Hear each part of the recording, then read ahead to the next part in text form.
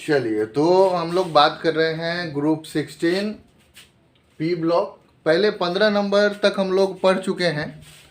15 तक हम लोग देखे थे जो नाइट्रोजन फास्फोरस थे, उसमें आपको ऑक्सी जो नाइट्रोजन का ऑक्साइड है वो सब क्या करना है कि याद रखना है। अब आपका है 16 नंबर ग्रुप, जिसमें आपका आता है ऑक्सीजन, सल्फर, सेलेनियम, ट्यूलेरियम और पोलोनियम। अब इसका जो हम पहले से एक ट्रिक जान चुके हैं कि याद करने का जो ट्रिक है, ट्रिक क्या है? ओ स से टेपो, ओ उ स से टेपो, उससे टेपो तो हो गया ऑक्सीजन, सल्फर, सेलेनियम, ट्यूलेनियम, पोलोनियम। अब बात है कि इसका हम लोग जो इलेक्ट्रॉनिक नंबर, कहने का मतलब है कि हम इसका जो है जो परमाणु संख्या है वो निकालने का भी हम लोग तरीका जान चुके थे कि अगर हम ऑक्सीजन का बात करें तो ऑक्सीजन का जो है वो होता है 8, जो हम पीछे से याद किए हुए हैं। उसके बाद सल्फर, सेलेनियम का Fe है, ट्यूलेनियम का Te है, प्लूटोनियम का PO है। तो हम लोग पीछे से याद किए हुए हैं कि कितना कितना ऐड करना है। तो फर्स्ट में हम ऐड कितना करेंगे? 8 ऐड करेंगे, यहाँ पर 8 ऐड करेंगे तो हम लोग का कितना हो जाएगा? 16। तो इसका 16 निकल जा रहा है। फिर हम लोग ऐड करेंगे 18, तो 18 ऐड करेंगे तो हमारा कितना हो जाएगा? 34। और फिर ऐड करेंगे 18 तो कितना हो जाएगा? 52। और फिर ऐड करेंगे 32 तो हमारा हो गया 84। तो इस तरह से हम लोग क्या करते हैं कि इसका आपका परमाणु संख्या निकालते हैं। परमाणु संख्या के बाद बात आती है कि इसका अब साइज पर क्या फर्क पड़ता है। जो पीछे से हम लोग पढ़ चुके हैं कि ग्रुप में ऊपर से नीचे जाने पर जो परमाणु आकार होता है वो क्या होता है? बढ़ता जाता है। परमाणु आकार क्यों बढ़ता है? क्योंकि ऊपर से नीचे जाने पर कोषों की संख्या में वृद्धि होती है। कोषों की संख्या में वृद्धि होती है। कोषों की संख्या में वृद्धि होती है। क्योंकि कोष बढ़ता है तो क्या हुआ कि आकार बढ़ता है। एक चीज और हमको ध्यान रखना है कि आकार जो होता है, जैसे अगर हम जेफ निकालते हैं, जेफ इन्वर्सली प्रोपोर्शनल होता है आकार का। अगर हमारा आकार बढ़ेगा तो जेफ का मान घटेगा।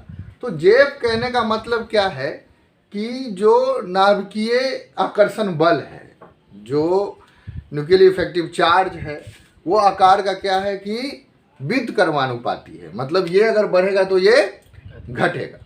तो अब कहने का मतलब है कि आप जिस तरह से ऊपर से नीचे जाएंगे तो इसका छोटा आकार, इसका बड़ा, इसका बड़ा, इसका बड़ा, इसका और बड़ा। तो अब बात आता है कि जब कोषों का संख्या बढ़ रहा है तो आकार भी क्या हो रहा है? बढ़ रहा है। आकार बढ़ने से क्या होगा? जेफ का मान घटेगा। और जेफ का मान जहां कमा तो इलेक्ट्रॉन बाहर क्या होगा कि फ्रीली, जो बाह्यतम कोष का इलेक्ट्रॉन होगा वो क्या होगा कि थोड़ा सा फ्री होगा और उस तरह से घूमेगा। अब बात है कि अगर हमको जेफ के मान के बारे में पता है तो इससे हम क्या निकाल सकते हैं? आयोनाइजेशन पोटेंशियल निकाल सकते हैं। आयोनाइजेशन पोटेंशियल किसको कहते थे? ये जो जिससे आप इलेक्ट्रॉन को क्या करते हैं कि अपनी ओर खींचते हैं, विद्युत ऋणात्मकता उसको कहते हैं। तो जेफ का मान ज़्यादा होगा तो विद्युत ऋणात्मकता ज़्यादा होगा, क्योंकि जितना ज़्यादा इलेक्ट्रॉन को नाभिक खींच पाएगा वही उसका विद्युत ऋणात्मकता है बाह्यतम इलेक्ट्रॉन को। तो जेफ का मान बढ़ने से विद्युत ऋणात्मकता में वृद्धि होगी। इसका मतलब है ऊपर से नीचे जाने पर आकार में वृद्धि हो रहा है, जेफ का मान कम रहा है तो विद्युत ऋणात्मकता भी कमेगा। तो सबसे ज्यादा विद्युत ऋणात्मकता कौन? ऑक्सीजन। उसके बाद सल्फर, सेलेनियम, ट्यूलेनियम, प्लोनोम। अब बात है कि इसमें प्रकृति इसका क्या है। ये सब जितने भी ग्रुप में ये 5 तत्व हैं, इसका प्रकृति क्या है। प्रकृति कहने का मतलब है कि कौन धातु है, कौन अधातु है और कौन उपधातु है। तो हम पीछे से जान रहे थे कि हमारे पास एक रूल था, एक ट्रिक था कि आस्था था नहीं, बच्चे, आस्था, गीता, सीता, गीता, ये सब क्या है कि सबको टेनिस आता। ये ग्रुप से हम लोग पता करते थे कि ये उपधातु का ट्रिक है। तो उपधातु में जो उपधातु के ऊपर है वो क्या है, धातु है, और जो उपधातु के नीचे है वो अधातु है। तो यहाँ पर अगर हम बात करें तो ऑक्सीजन क्या है, अधातु है, और सल्फर अधातु। अब सेलेनियम है तो सेलेनियम क्या हो जाएगा, उपधातु हो जाएगा, क्योंकि हम लोग पीछे से पढ़ चुके हैं उपधातु। और उसके बाद ट्यूलेनियम उपधातु, और उसके बाद पोलोनियम धातु।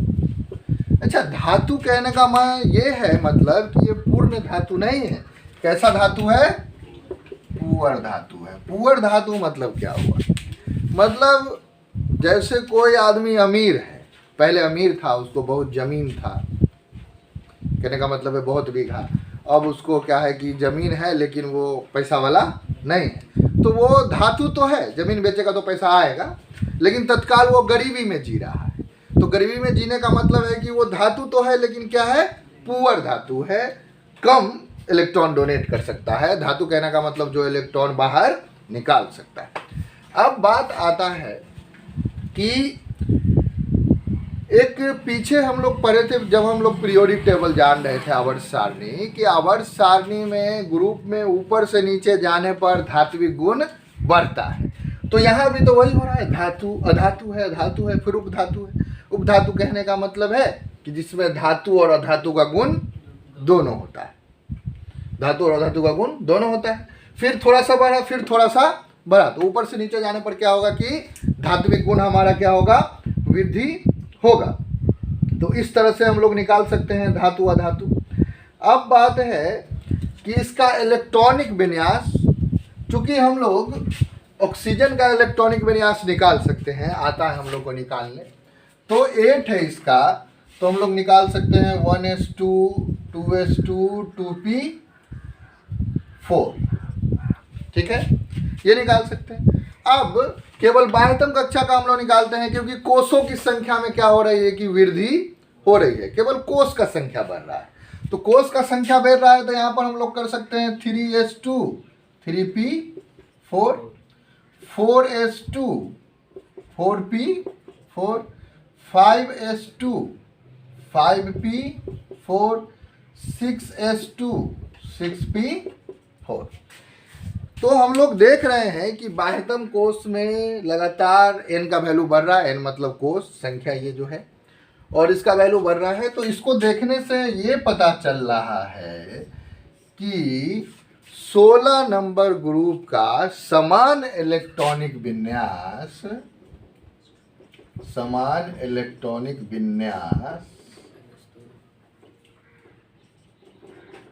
कितना है, NS2Np4 है। तो ये पता चल रहा है साधारण इलेक्ट्रॉनिक विन्यास क्या है, NS2Np4। कैसे पता चला कि बाह्यतम कक्षा में इसके पास कितना इलेक्ट्रॉन है, 4 और 2 6 इलेक्ट्रॉन बाह्यतम कक्षा में उपस्थित है। तो इस तरह से क्या करना है कि आप इलेक्ट्रॉनिक विन्यास निकाल सकते हैं। अगर एग्जाम में आपको इलेक्ट्रॉनिक विन्यास लिखने आए तो आप जो है अगर बाह्यतम कक्षा का भी लिख दीजिएगा तो कोई फर्क नहीं पड़ता है। तो ये बात ध्यान रखना है। फिर है कि समान इलेक्ट्रॉनिक विन्यास जब हम निकाल चुके हैं तो हम ये देखेंगे कि इसका अब प्रकृति क्या है, कौन कैसा ये है कि कितना उपस्थिति है इसका। इसके बारे में हम पढ़े थे कि भू प्रॉपर्टी पर सबसे ज़्यादा ऑक्सीजन है, लगभग 40% क्या है, ऑक्सीजन। इसके बारे में हम लोग पता किए हैं कि कितना है ये 40%। ये भू प्रॉपर्टी पर है। अर्थ क्रस्ट पर है, जबकि जो वातावरण में ऑक्सीजन है गैस के फॉर्म में कितना परसेंट है, 21% है वातावरण में, लगभग 21% है। इस पर बात करेंगे। उसके बाद सल्फर, सल्फर का भी हम बात किए थे कि सल्फर जो भूपर्पट्टी में पाया जाता है वो सल्फाइड के फॉर्म में पाया जाता है, 0.03%, 0.03% है भूपर्पट्टी पर। जबकि सेलेनियम क्या है, ये सब सल्फाइड के रूप में पाया जाएगा। और लास्ट ये जो है अपने पास, ये क्या है, रेडियो एक्टिव तत्व है, रेडियो एक्टिव तत्व है। जो रेडियो एक्टिव तत्व होता है जनरली 82 के बाद जितना भी तत्व है उसको बनाया गया है, खुद से वो ऐसा मिला नहीं है, तो रेडियो एक्टिव तत्व है, इसके बारे में बताया गया है। तो रेडियो एक्टिव तत्व है, अब इसका जानकारी हम लोग को प्राप्त हो चुका है कि कौन कौन सा है। अब हम बात करेंगे इसका कि इसमें क्या क्या कैसे गुण इसका आएगा, क्या है नहीं है, इसके बारे में फिर हम लोग क्या करेंगे कि डिटेल लेंगे।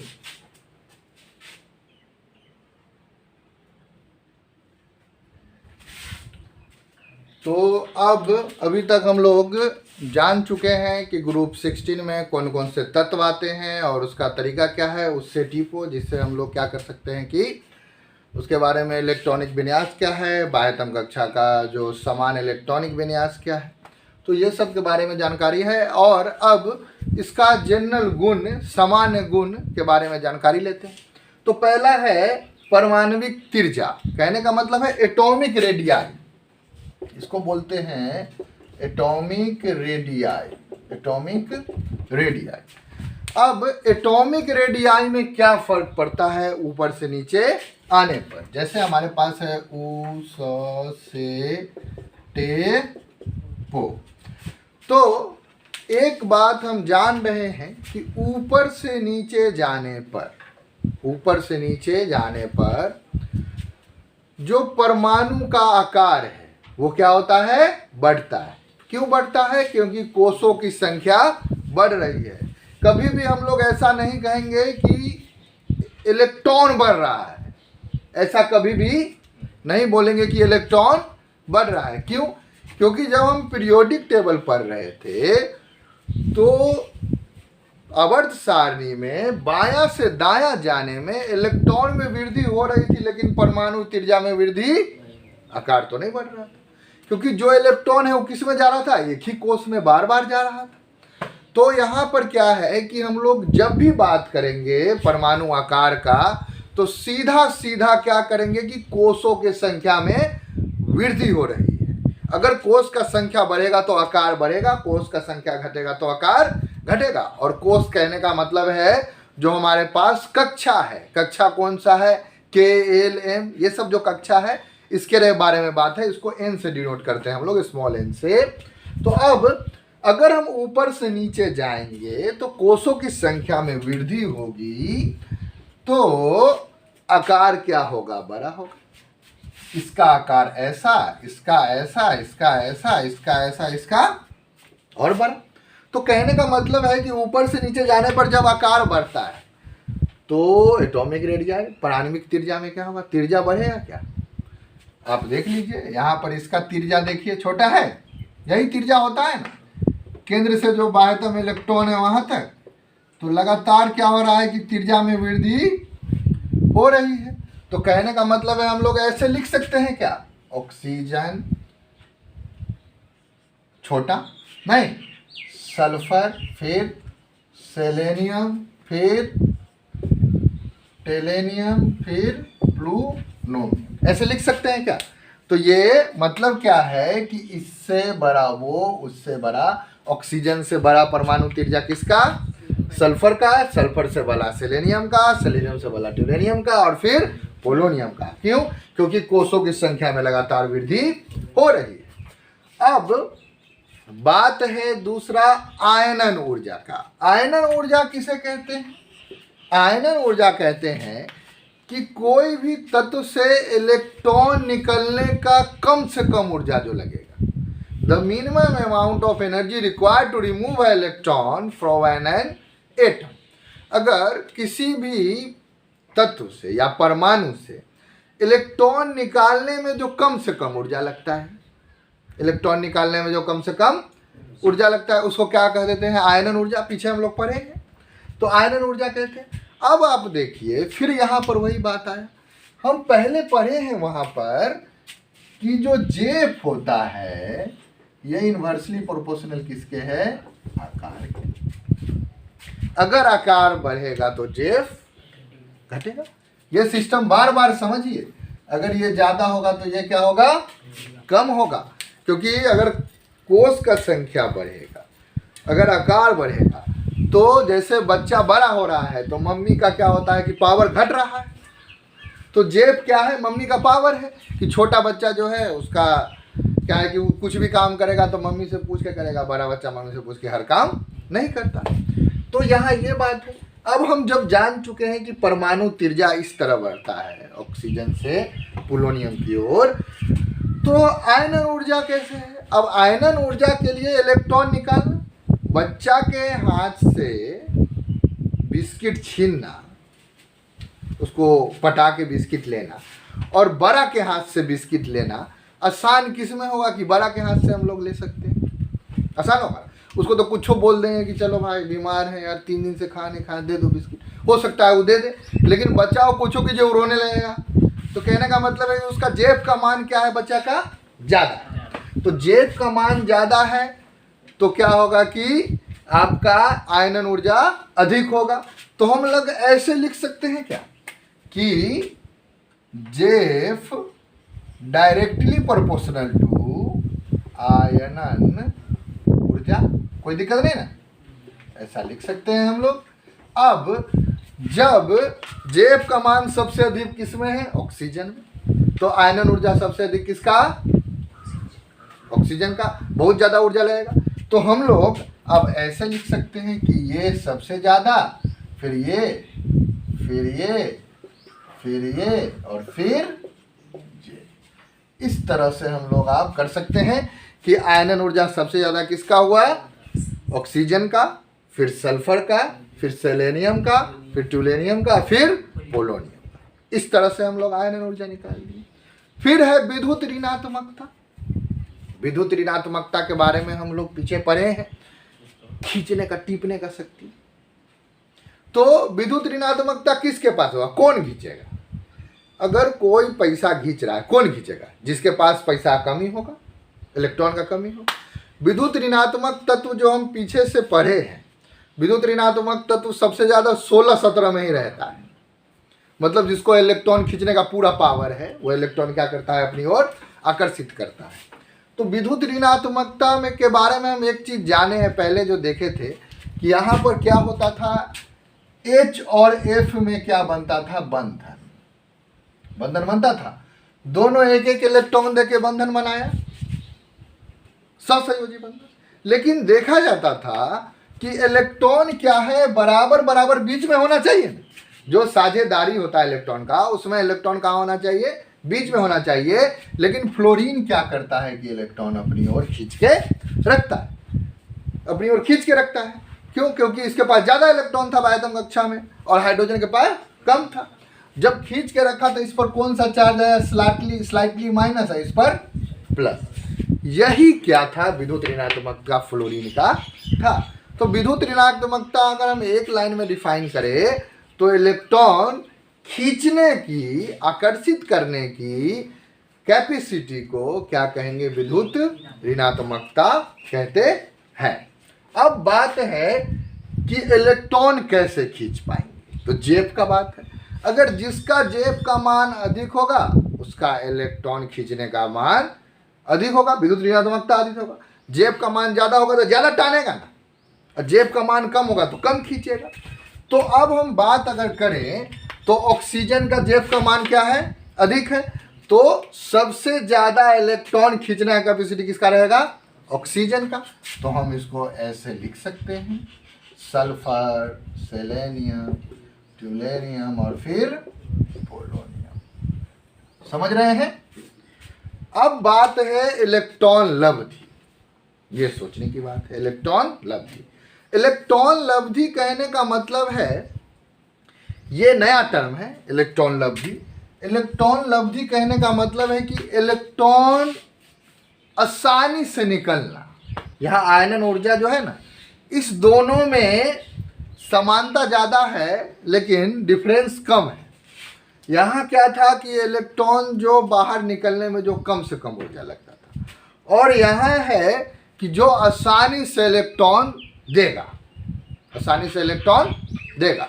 अब अगर हम बात करें तो आसानी से इलेक्ट्रॉन कैसे निकलेगा, तो ऊपर से नीचे जाने पर आकार में वृद्धि हो रहा है, तो उस हिसाब से क्या होना चाहिए कि सबसे आसानी से इलेक्ट्रॉन किसका निकलना चाहिए, पोलोनियम निकलना चाहिए आसानी से। ऊपर से नीचे जाने पर अगर हम बात करें तो इसका मतलब ये सही है, हम लोग यहाँ ये लिख सकते हैं, रूल के हिसाब से यही ना होगा कि सबसे मुश्किल इलेक्ट्रॉन यहाँ निकालना है, क्योंकि यहाँ पर क्या है कि आपका जेब का मान कम है, यहाँ पर जेब का मान उससे थोड़ा इसका अधिक है, इससे थोड़ा कम है, इससे थोड़ा कम है, इससे जैसे जैसे आकार बनता है वैसे वैसे जेब का मान घट जाता है, इलेक्ट्रॉन कैपेसिटी। तो उस हिसाब से तो आप कहिएगा, अगर हम आपको बोले कि चलिए बनाइए कि सबसे अधिक जो है, अगर इस तरह से हम करें तो इलेक्ट्रॉन लब्धि, इलेक्ट्रॉन निकलना आसानी से किस में निकलेगा, तो आप तो यही लिख दीजिएगा, नहीं लिख दीजिएगा भाई सबसे ज़्यादा आसानी से जो है सो इसमें इलेक्ट्रॉन नहीं निकलेगा, तो इसका उल्टा ये फिर सेलेनियम, फिर ट्यूलेनियम, फिर पोलोनियम, यही आपके हिसाब से सही है। लेकिन ये बिल्कुल गलत। अब क्या भाई, अब एक दिक्कत है। दिक्कत क्या है कि जैसे जैसे इलेक्ट्रॉन आकार बढ़ता है तो केंद्रक मजबूत होते जाता है। सुने हैं क्या ऐसा कुछ? जिस तरह से आकार बढ़ा तो केंद्र का पावर बढ़ रहा है। कैसे? आकार बढ़ेगा तो प्रोटॉन का संख्या भी तो बढ़ेगा, तो प्रोटॉन का संख्या बढ़ेगा तो केंद्र का पावर बढ़ रहा है ना, केंद्र में ज़्यादा प्रोटॉन आ रहा है तो ज़्यादा प्लस चार्ज हो रहा है। केंद्रक में न्यूट्रॉन और प्रोटॉन रहता है, दो ही चीज़ रहता है। जैसे ये केंद्र है तो इसमें प्रोटॉन रहता है और न्यूट्रॉन रहता है, तो न्यूट्रॉन तो जीरो चार्ज है, तो बचा क्या? प्रोटॉन। और अगर आकार बढ़ रहा है, कोष का संख्या बढ़ रही है, तो कोष का संख्या बढ़ने से इलेक्ट्रॉन प्रोटॉन दोनों ना बढ़ रहा है, तो प्रोटॉन जो बढ़ेगा तो यहाँ पर प्लस का चार्ज बढ़ते जाएगा ना, तो प्लस का चार्ज बढ़ेगा तो केंद्रक और मजबूत हो गया, तो इलेक्ट्रॉन आसानी से निकलने देगा क्या लगता है? केंद्र अगर ज़्यादा मजबूत हो गया तो आसानी से यहाँ इलेक्ट्रॉन निकलने देगा क्या? नहीं निकलने देगा। इसको सिलिंग इफेक्ट कहते हैं। होता क्या है कि अब तो केंद्रक का पावर बढ़ गया, केंद्रक का पावर बढ़ गया तो सबसे नज़दीक वाला कक्षा कौन? एस आता है, पी आता है, डी आता है, जो भी है, तो सबसे नज़दीक कौन सा है? एस। अब एस वाला को वो क्या करता है, यहाँ पर जो एस है इसको क्या करता है? खींच के अपनी ओर रखता है, तो एस से इलेक्ट्रॉन निकलने नहीं देगा। और एस से अगर इलेक्ट्रॉन निकलने नहीं देगा तो क्या होगा कि इलेक्ट्रॉन निकलना थोड़ा मुश्किल हो जाएगा या कम निकलेगा। तो अब जो होगा तो कौन सा सही होगा? इसका उल्टा। तो कहने का मतलब है कि ये इलेक्ट्रॉन लब्धि का मेन सीक्वेंस हुआ। क्यों? सिलिंग इफेक्ट के कारण। क्योंकि केंद्र में क्या होता है कि प्रोटॉन की संख्या बढ़ने से जो केंद्र होता है उसका पोटेंशियल बढ़ते जाता है, और वो चूंकि नज़दीक वाले का, अगर किसी का जो पावर बढ़ जाएगा, अगर किसी के घर का ज़्यादा अमीर हो रहा है वो, तो सबसे पहले बगले वाला पर ना असर होगा। बगल वाला को ना दबाएगा, जाओ रे पानी लेके आओ, नहीं तुम गरीब है, तो सबसे पहले एस वाला ही आता है, तो एस वाला को एकदम सील करके रखा और बाकी इलेक्ट्रॉन निकलने ही नहीं दिया, जिससे इलेक्ट्रॉन निकलने की क्षमता कमता है। तो आसानी से इलेक्ट्रॉन किस में निकल सकता है? ऑक्सीजन में, सल्फर में, फिर सेलेनियम में। यहाँ निकलना मुश्किल हो जाएगा क्योंकि सिलिंग इफेक्ट के कारण। कभी कभी क्वेश्चन भी आता है कि इलेक्ट्रॉन ऑक्सीजन से निकलना आसान है लेकिन आप पोलोनियम से नहीं निकाल सकते हैं जबकि उसका आकार बढ़ता है, क्यों? तो कौन सा प्रभाव है? Ceiling effect. ठीक है, तो इस तरह से हम लोग ये निकाल सकते हैं। अब आगे बात आता है क्वथनांक और गलनांक। ये तो आसान है, अब तो आप आकार बढ़ गया तो क्वथनांक क्या हो गया, आकार घट गया, क्वथनांक। यही तरीका है, लेकिन ये बात बिल्कुल गलत है।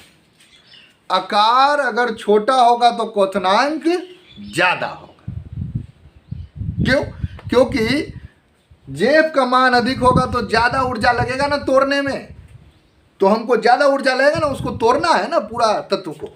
तो जेफ का मान अधिक होगा तो क्या होगा कि क्वथनांक ज्यादा होगा और गलनांक ज्यादा होगा, दोनों। क्योंकि क्वथनांक कहने का मतलब है बॉइलिंग पॉइंट और गलनांक कहने का मतलब है कोई भी चीज ठोस से किस में कन्वर्ट होता है, द्रव। तो इस तरह से आप ये दोनों खुद भी बना सकते हैं कि सबसे अधिक जो क्वथनांक होगा ऑक्सीजन का, सल्फर का, इस तरह से, और फिर गलनांक भी सेम होगा। तो इसको आप खुद ही कीजिए और फिर जवाब दीजिए।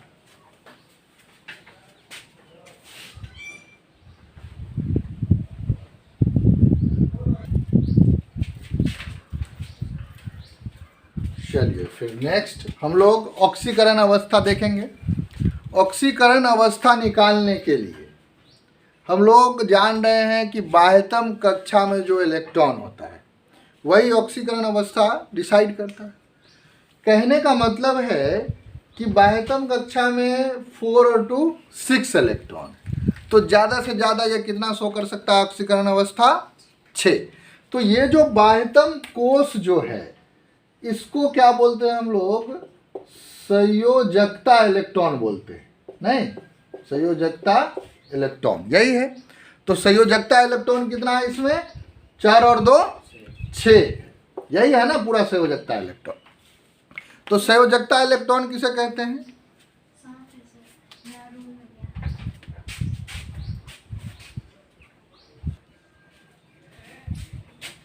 चलिए तो ये संयोजकता इलेक्ट्रॉन है।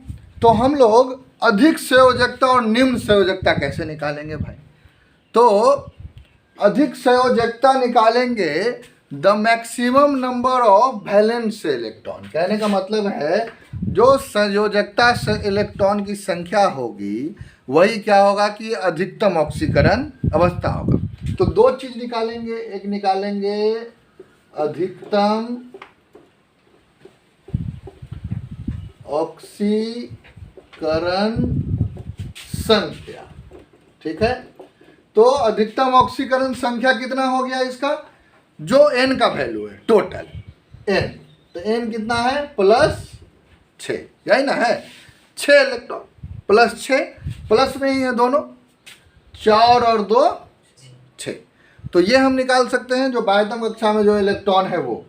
अब बात है कि जो हमारे पास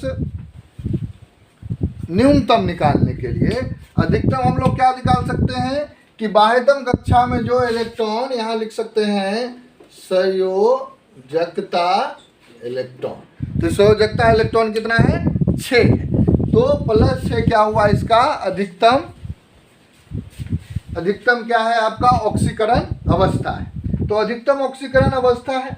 अब हम लोग न्यूनतम भी निकाल सकते हैं।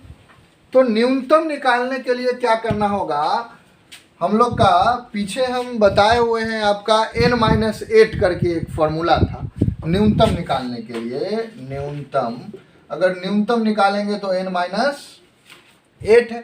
तो n-8 कहने का क्या मतलब है, n क्या है यहाँ कोषों की संख्या, ठीक है, n क्या है कोषों की संख्या।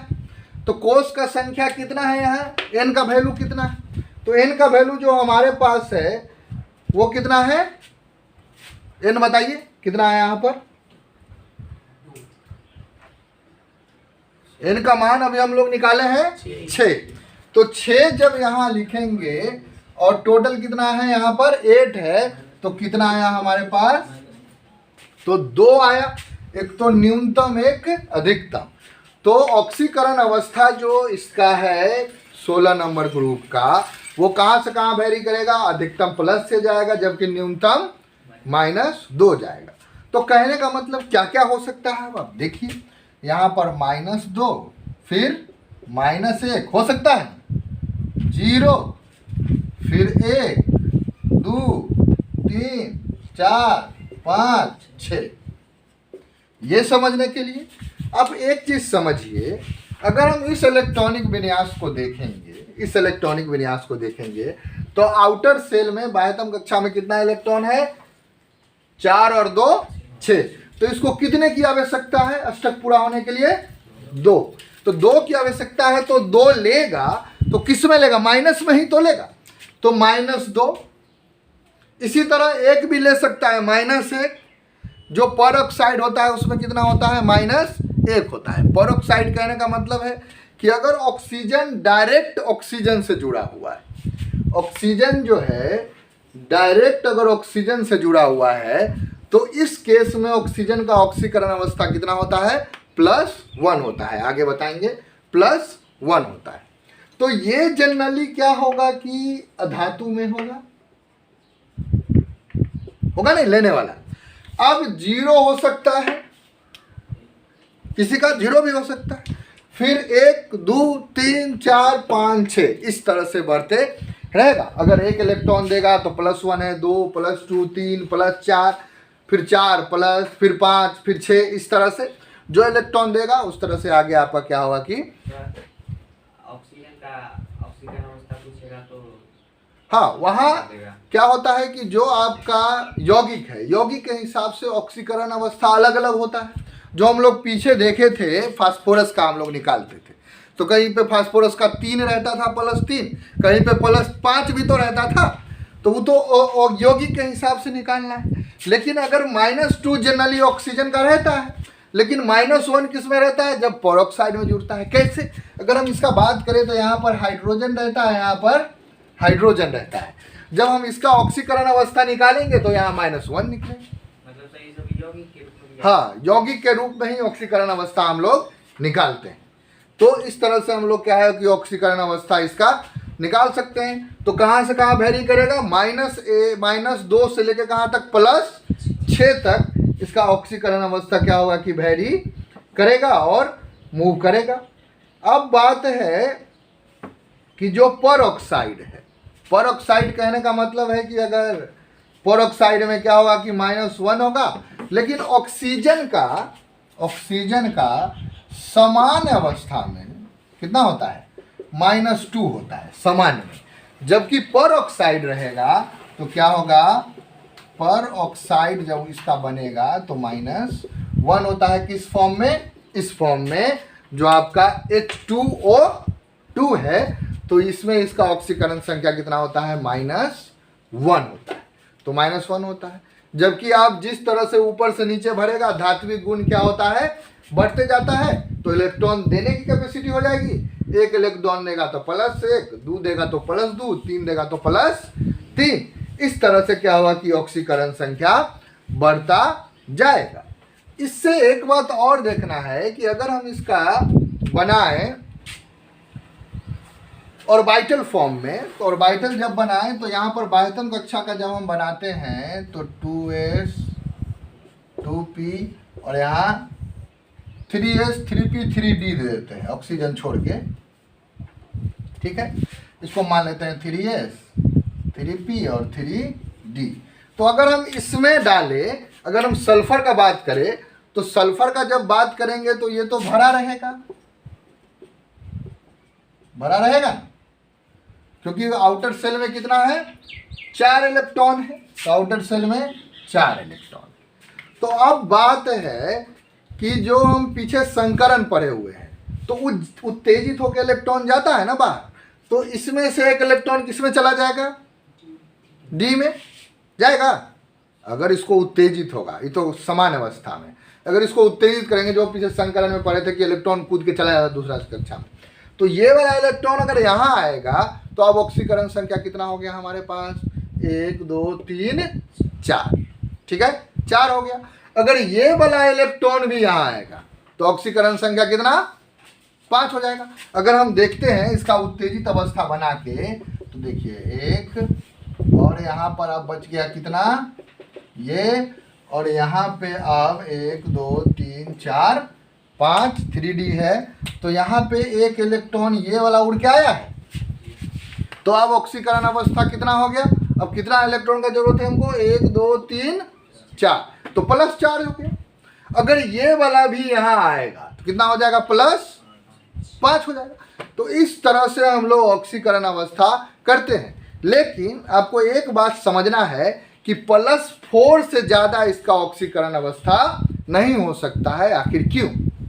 इसका जवाब है कि जब शिल्डिंग इफेक्ट लगेगा ऊपर से नीचे जाने पर, जो हम अभी तुरंत बताए पीछे कि प्रोटॉन का संख्या जब केंद्रक में बढ़ेगा, प्रोटॉन का संख्या बढ़ने पर एस ब्लॉक तो लॉक कर दिया जाएगा।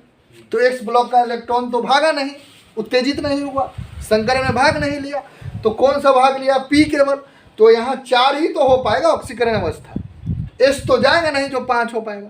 तो इसका मैक्सिमम ऑक्सीकरण अवस्था इस ग्रुप का कितना हो सकता है, +4, उससे ज़्यादा नहीं हो सकता है। लेकिन अगर रेयर केस में हम 6 तक कर सकते हैं और -2 तो होता ही। तो इस तरह से ऑक्सीकरण अवस्था क्या होता है, वैरी होता है। तो ये सब पूरा बात आप लिखिए और समझिए।